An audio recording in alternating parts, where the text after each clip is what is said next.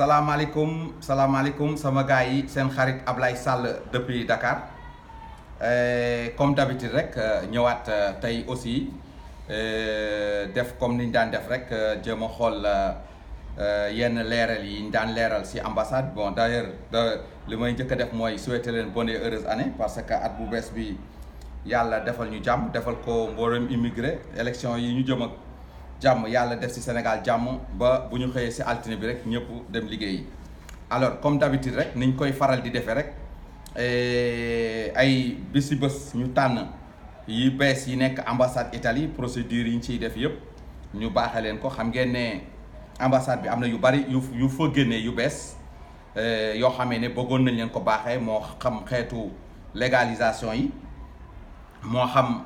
ci visa yi, moo xam ci état civil, moo xam ci donc procédure yi ñuy def ambassade yëpp te ñu ci daan am ay jafe-jafe. Ñun depuis bi ñu ñibbisee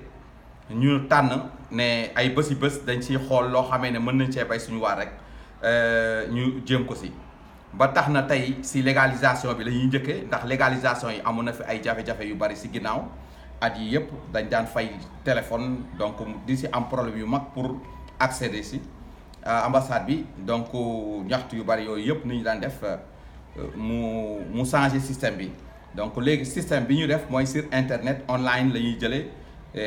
lañ koy jëlee. Donc ku nekk foo mënti nekk Italie sax mën nga fa toll, donc jël rendez-vous chaque jour à 23h minuit Italie la ñuy ubbi site bi.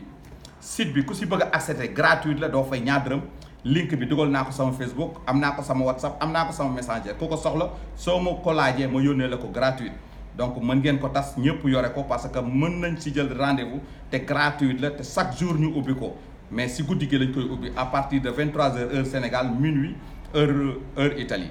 Site bi benn rendez-vous bu nekk 3 documents nga si mën a dugal. Donc boo xasee jël benn rendez-vous il faut nga xaar 24 heures doo ko mën a jëlaat benn rendez-vous. Il faut nga inscrire si ki nga xamee ne moom nga bëgg jëlal rendez-vous. Donc noonu la ku ko mënul nit dend ak yow mën na la koo defal et c'est gratuit.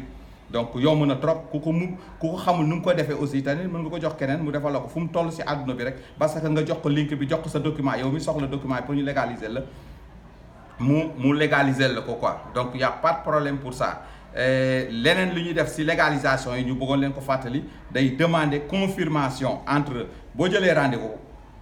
rendez-vous ba rendez-vous bi jege bu 10 jours d'essai ba 3 jours diggante boobu da nga ko war a confirmer, sinon rendez-vous bi day cancellare wu.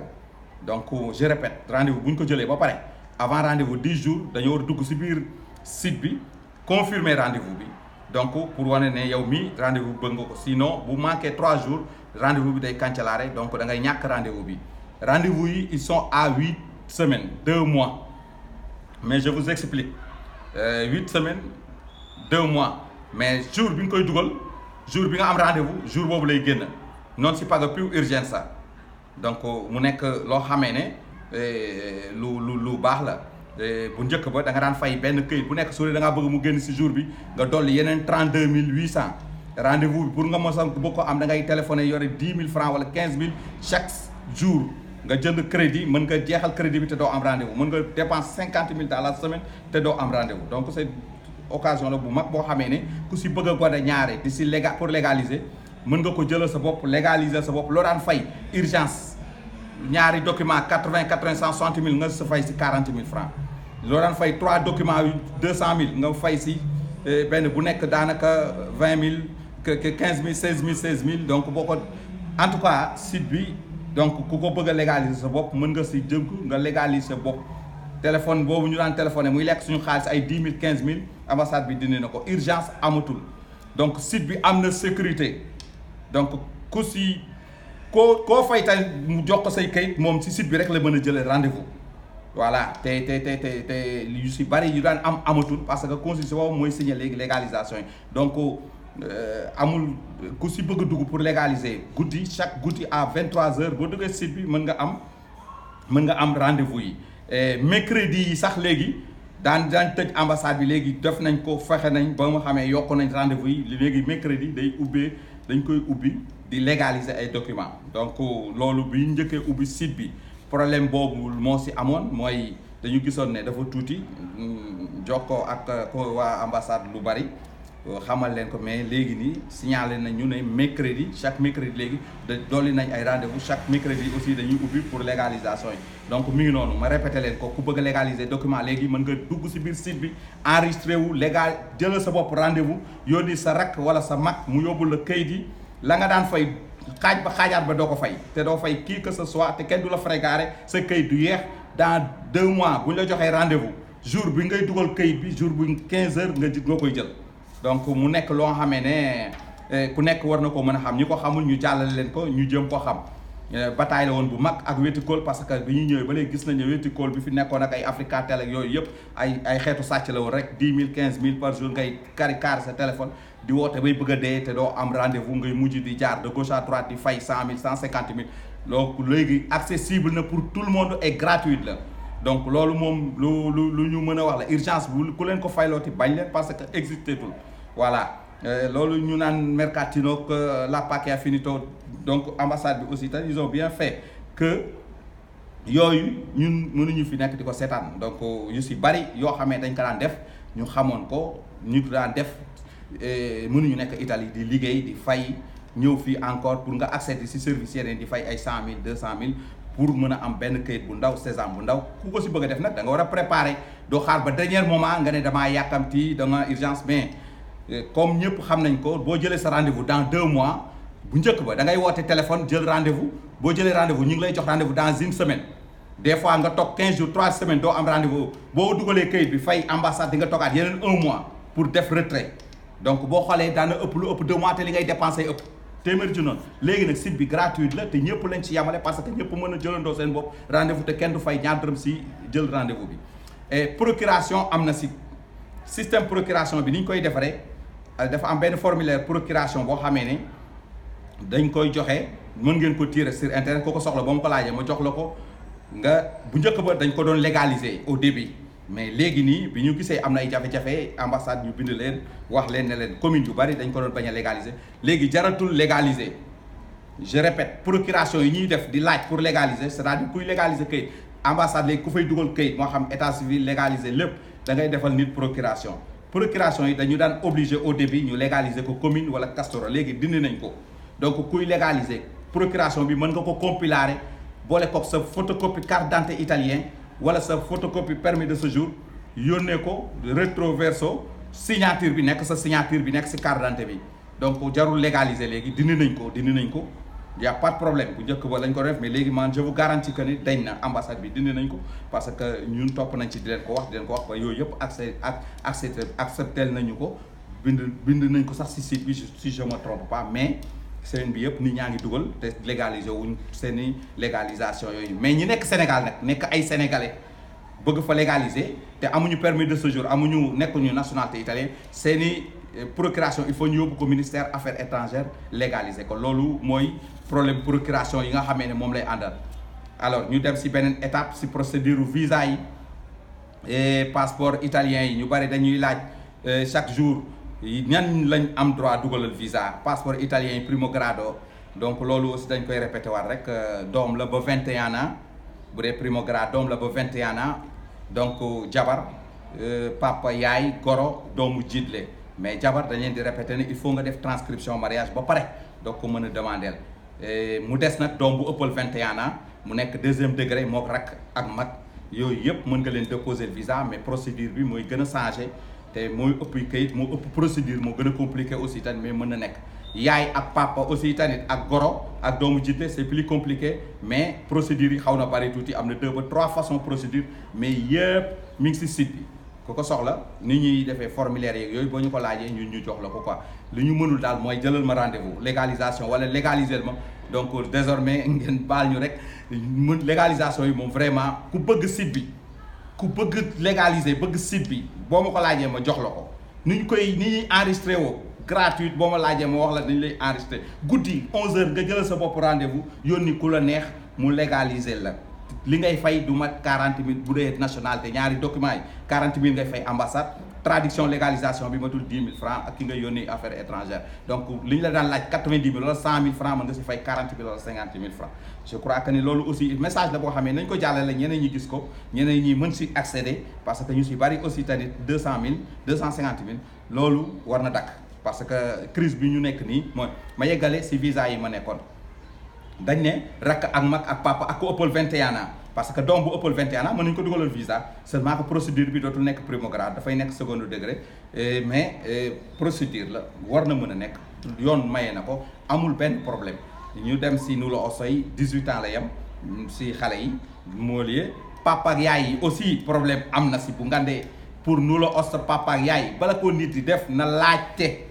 ba ñu wax ko pour document yi ñuy laaj yëpp mu dajale ko ba pare doog ko def parce que gis naa yu si bari ñuy rejeté dañuy nëg ba am nu la bi doo ko bëgg a uti kayit et c'est très compliqué parce que sa yaay ak sa papa dañoo war a am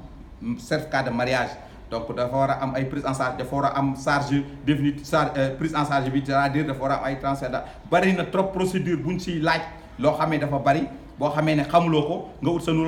la oso bi dafay jeex te doo ko dugal wala nga dugal ko ñu rejeté ko parce que gis naa liñ ciy rejeté bari na trop muy nu la osto papa ak yaay bu dee passeport italien c'est plus facile parce que mën nga ko defal tourisme simple fay fiduciaire donc am noo ko defaree procédure normale sans autant que nga def regroupement familial direct mooy gën a yomb mais bu dee nu la osto nga bëgg a defar moom dama leen di wax ne jafe-jafe yi bari na si trop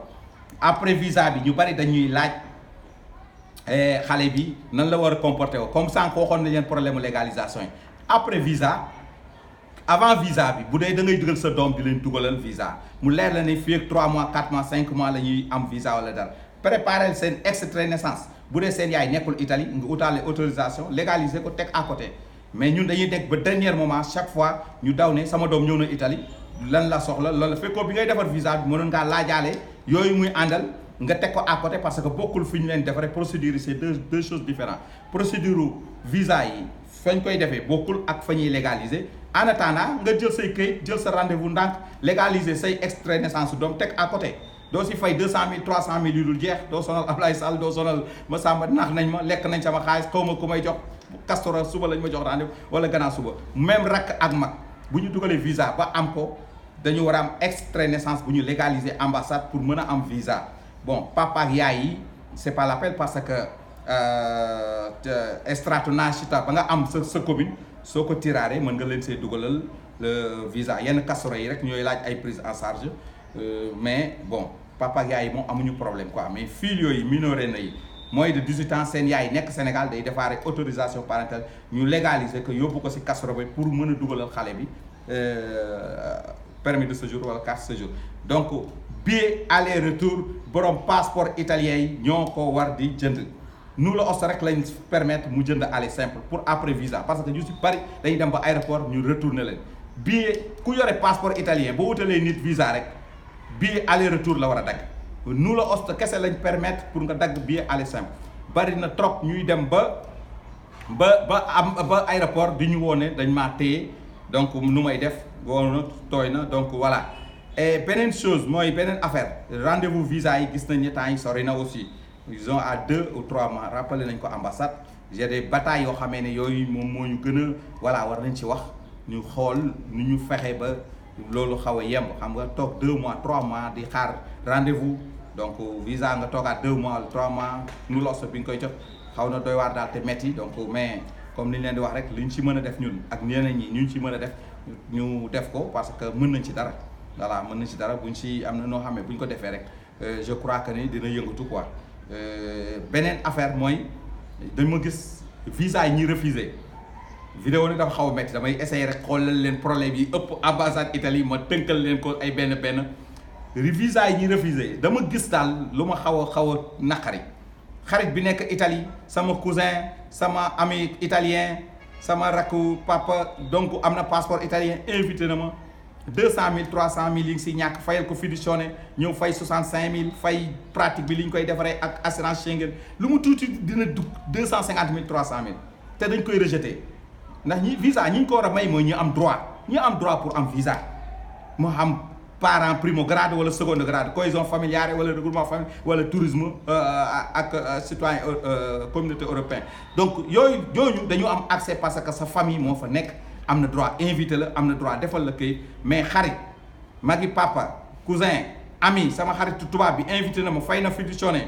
dama si gis yu bari yenn saa ñu woo ma wax leen sax doo am ñu mere la jéppi la yenn saa ñëw sa nit da daan la kaay mën naa mu leeral mën nga koo fayee ko sax xaalis defaral ko te dañ koy rejeté et yi ñu nekk Italie di defar këyit yooyu ngir yàlla ak yonent bi suñ nañ ñuy wax dëgg waa Sénégal ñooñu seen xaalis boobu xaj na seen poste parce que daf may xaw a naqari daal bu ma gisee vraiment ñu leen di rejeté parce que sama cousin sama xarit sama rakku jabar sama non mënul ne lu mënta nekk procédure visa yi ñi ko am droit pour am ko rek lañ koy jox donc ku ko amul droit mënuñu la ko jox da ngay sonal sa bopp rek yàq sa xaalis pour rien du tout mais amul benn sens pour di leen ko rappeler rek koo si xamee ne xam na si nit mun woo la wala ne la damaa bëgg a dugal visa sincèrement bu fa amul papa amul fa yaay amul fa mag wala rakk bu am citoyen italien wala gorom wala boo xamee ne day sonal boppam rek mais visa mënu ko am si ay dugal noonu beneen problème bi ma leen bëgg a signaler temps yi gis nañ ni xaw ma vacances la xaw ma mais dafa bëri trop ñu signaler permis de séjour yu ñu réeral di leen wax ne la ku fi wàcc Sénégal ba réeral sa permis de séjour di nga bëgg a dellu mu tëla parce que permis de séjour bu réeree da ngay def procédure d'ingresso te procédure d'ingresso gaawut yenn castora yi mën nañ ko téye teg ko si taatu droite bi daan dañuy cercaare gauche droite yenn castora yi du ñu tontu te il faut que mu dem Italie ñu tontu mën na durer ay weer c'est très rare bu ñu la jox ambassade rendez-vous 1 mois ou 2 mois donc ku si ñëw dencal sa permis de séjour parce que fan yi gis naa ne ñi ñuy laaj ak ñiy taxaw réingresso bari na trop donc permis de séjour ku ko fi réeral xamal say vacances di ko yàq parce que di nga fi toog lu tuuti 2 mois wala 3 mois am na sax ñu fi toog lu ëpp loolu ndax kasuray du ñu tontu donc yooyu yëpp ñu leen koy beneen cri de cœur nag boo xamee moom sama cri de cœur bopp la dafa am daal lu nga xamee ne dama ko gis daal suñu communauté bi fan yi mooy indi sa jabar ba Sénégal fexe jël kayit yi delloo ko yóbbu ko bàyyi ko fii loolu moom damay wax seedeel kii que ce soit ak ku mu mënti doon man su ñëwee si man même bu amul xaalis bu laajee sa dimbale ko dinaa ko fexewaat mu amaat visa parce que loolu dafa ma naqari trop te fan yi dama si am ay cas yu bari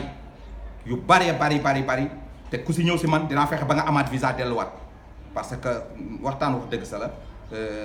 ñun dañoo amoon ay jabar Italie am fa ay doom am fa lépp nit ki bu dee neexu la wala am ngeen problème mais ñëw ko sànni Sénégal lu ngeen mënti seq même bu doon yàqu utaloon nu la osto en tant que góor neexuma dara te loolu moom vraiment dañ mooy si ñaax communauté bi ku si gis wala ku si nekk si daayira wala association war nga si bay sa waar wax ak ñiy def loolu ñu bàyyi ko parce que du yoon jalgati la buñ la porter plainte dañ di nga si am problème mën nañ la see tëj kas mën nañ nangu sa séjour waxtuwaa loolu dafa ëpp donc di leen ñaanal di leen wax ne aussi mënuñu wax lépp si vidéo bi comme ni ma leen koy waxee dañ ñëwoon dañuy tànn rek problème yu saan yeeg yi fi am yooyu formulaire yi ambassade Italie état civil bu ambassade Italie état civil bi ku bëgg a transcription sa jabar ku bëgg a def transcription sa doom ku bëgg a def inscription air ku bëgg a renouveler passeport italien sa doom loolu aussi tamit waxoon nañ ko ci vidéo yële passeport jarul renouveler fekk xale bi bëggul voyager passeport jarul du permis de séjour mën nga ko denc 10 ans boo amee citoyen italien voyager wuloo jarul defar passeport donc yooyu tax ñu ci ñaax suñu mbokk yi ndax xale yi ñibbi si fii jarul ñu leen defal passeport te du ñàkk seen citoyenneté ak passeport ça n'a rien à voir loolu aussi ñu ngi ciy ñaax ñu bari mais ku ci bëgg sa doom renouveler passeport am mën na ko renouveler fii ci ambassade bi parce que mu utal ko inscription air formulaire yi boo xamul ni ñu koy defee soo ma yónnee man dinaa la ko yónnee gratuite sama WhatsApp sama benn numéro laa am WhatsApp bi ku ma ci yónnee message formulaire dinaa la ko yónnee gratuite ak sa email donc formulaire procédure loo soxla état civil surtout pour xale yi parce que c'est très compliqué nag déclaration xale yi doogu juddu te nga am nationalité ba pare bëgg leen a utal passeport italien mën nga koo defar utal mën nga sax léegi yónnee procuration nit demal la fa mais ça dépend il fallait que xale bi bu ñu koy déclarer sa mairie ba déclaration bi nekk si turu papaam c'est très compliqué ñu wax leen ko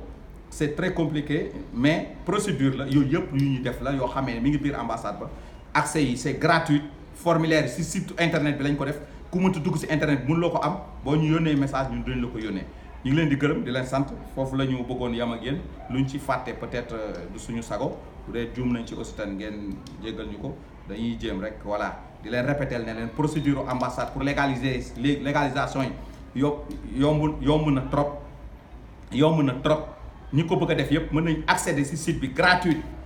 chaque jour 11h le site bi ubbi 23h ci guddi minuit Italie ku si inscrire boo yónnee sa rak wala sa mag di ngay fay pour nationalité ñaari kayit yi 40 000 la traduction bi légalisation bi daanaka 10 000 francs la muy 50 doo si fayante Ablaye Modou Fall nax nañ ma frégaré nañ ma waaye yóbbu na sama xaalis 4 mois 5 mois ngi nii dañ la jox rendez-vous 2 mois jour rendez-vous bi da ngay imprimer sa rendez-vous yore sa rendez-vous jour rendez-vous boo demee si jour bi jour bi nga koy dugal amul fay urgence 15h nga dem jël sa légalisation c'est vrai que 2 mois sori na mais bu ñu préparé woo ñun